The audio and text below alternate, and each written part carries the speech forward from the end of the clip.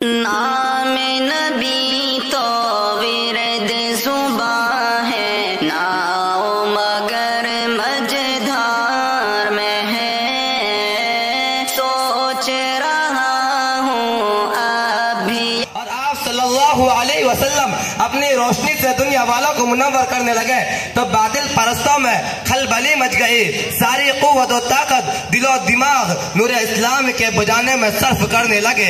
راستے میں کانٹے بچھا کر، پتھروں سے دبا کر، تبتی ہوئی زمین پر سلا کر، آگ کے انگاروں پر لٹا کر، پھانسی کے پھندوں پر چڑھا کر، گھر بار اجاڑ کر پیارے رسول صلی اللہ علیہ وسلم کی آواز کو دبانے کی کوشش کرنے لگے، مگر حق کی آواز روز بروز بڑھتی جا رہی تھی۔ حضرات سن 7 نبوی محرم الحرام کا مہینہ ہے۔ مکہ کے تمام لیڈروں نے مل کر ایک میٹنگ کی۔ ابو جہل نے پوری قوم کو للکارا، اے غیور عربو، جس کو ہم بچہ کا کھیل سمجھ رہے تھے وہ آج ہمارے دین اور عزت و آبرو کے لیے طوفان بن چکا ہے۔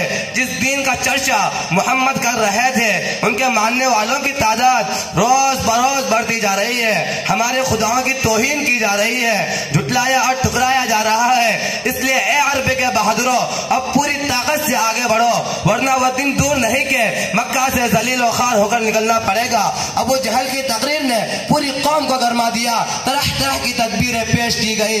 بڑی دیر کے بعد یہ ہولناک تدبیر پاس ہوئی کہ محمد اور ان کے ماننے والوں کا بالکل بائیکاٹ کر دیا جائے، ان سے خرید و فروخت، سلام و کلام، لین دین بالکل بند کر دیا جائے۔ چنانچہ ایک عہد نامہ لکھ کر خانہ کعبہ کی دیوار پر لٹکا دیا گیا۔ یہ پوری قوم کا فیصلہ تھا، اس کے خلاف کرنے کا کسی کو اختیار نہ تھا، کسی کی مجال نہ تھی۔ مسلمانوں کو شعب ابی طالب میں بند کر دیا گیا، راستے پر پہرے بٹھا دیے گئے۔ مسلمانوں میں بچے، بوڑھے، جوان، عورتیں سب تھی۔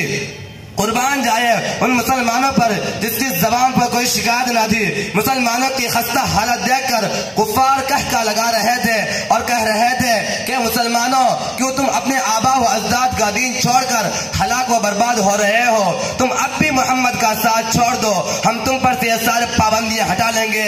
مگر مسلمانوں نے بڑا پیارا جواب دیا، اے کفار سن لو، ہم حق پا چکے ہیں، ہم دربار محمد میں اقرار محمد کر چکے ہیں، ہم پر اسرار محمد کھل چکے ہیں، انوار محمدی صلی اللہ علیہ وسلم سے ہم فیضیاب ہو چکے ہیں، گفتار محمد صلی اللہ علیہ وسلم نے ہمیں محو کر دیا ہے، لہذا ہم طوفان سے ٹکرا سکتے ہیں، خون کا دریا بہا سکتے ہیں، آگ کے بستر پر سو سکتے ہیں، بھوک سے تڑپ تڑپ کر دم توڑ سکتے ہیں، مگر مصطفیٰ کی رسالت کا انکار نہیں کر سکتے۔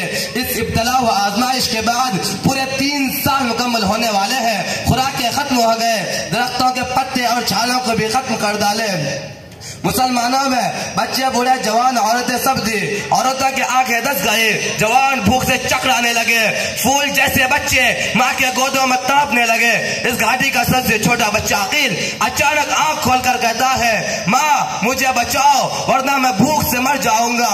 ماں کا ضبط کا بندھن ٹوٹ گیا اور بے تحاشا اپنا سر زمین پر پٹکنے لگتی ہے، سر پھٹ جاتا ہے، لوگ اسے سنبھالتے بھی ہیں، وہ کہتے رہتی ہے مجھ کو چھوڑ دو، میں اپنے لخت جگر سے پہلے مرنا چاہتی ہوں۔ دنیا والوں ذرا سوچو کیسی سنگین گھڑی تھی، کتنا بھیانک منظر تھا، مگر رسول اللہ صلی اللہ علیہ وسلم کی باتوں سے منہ نہ موڑا۔ آج ہم بھی تو اپنے رسول صلی اللہ علیہ وسلم کی غلامی کا دعویٰ کرتے ہیں، اس لیے سن لیجئے، اگر ہم نماز پڑھتے ہیں، روزہ رکھتے ہیں، زکوٰۃ دیتے ہیں، حج ادا کرتے ہیں، تب تو واقعی ہم اپنے دعوے کے سچے ہیں، ورنہ ہمارا دعویٰ باطل اور بیکار ہے۔ پہلے مسجدیں تھی کچی تو پکے تھے نمازی، پہلے مسجدیں تھی کچی تو پکے تھے نمازی، آج مسجدیں پکی ہیں تو کچے ہیں نمازی۔ بھلا بتائیے ہمارے رسول صلی اللہ علیہ وسلم اور صحابہ اکرام نے کتنے مصائب و آلام برداشت کیے اور ان سنگین گھڑیوں میں کیوں کر برداشت کیے؟ کیا وہ کمزور تھے؟ کیا وہ لوگ بے بس تھے؟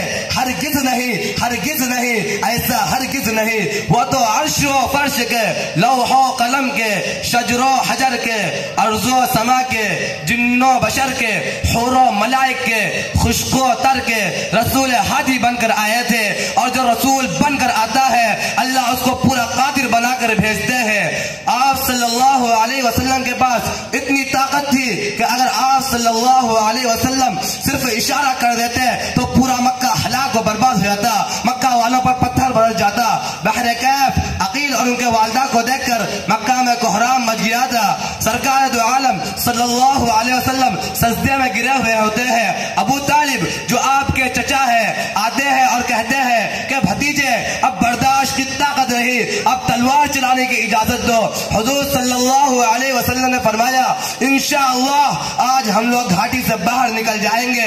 مسلمان پورے 3 سال کے بعد دین و دنیا سلامت لے کر گھاٹی سے باہر نکل گئے۔ میرے دوستو بہت کچھ کرنے کے بعد یہ دین ہم تک پہنچا ہے اور ہمارا حال یہ ہے کہ ہم اس کا مذاق اڑاتے ہیں۔ حضور صلی اللہ علیہ وسلم ہمیشہ اپنی امت کی نجات کے لیے غمگین رہا کرتے تھے، راتوں رات اپنی امت کی بخشش کے لیے دعائیں کرتے تھے اور یاد کرتے تھے۔ اسی حال میں ایک دن حضرت جبرائیل علیہ السلام تشریف لاتے ہیں اور یہ خوشخبری اور پیغام سناتے ہیں کہ حضرت العزت شہنشاہ عالی جا اللہ نے آپ کو سلام فرمایا ہے۔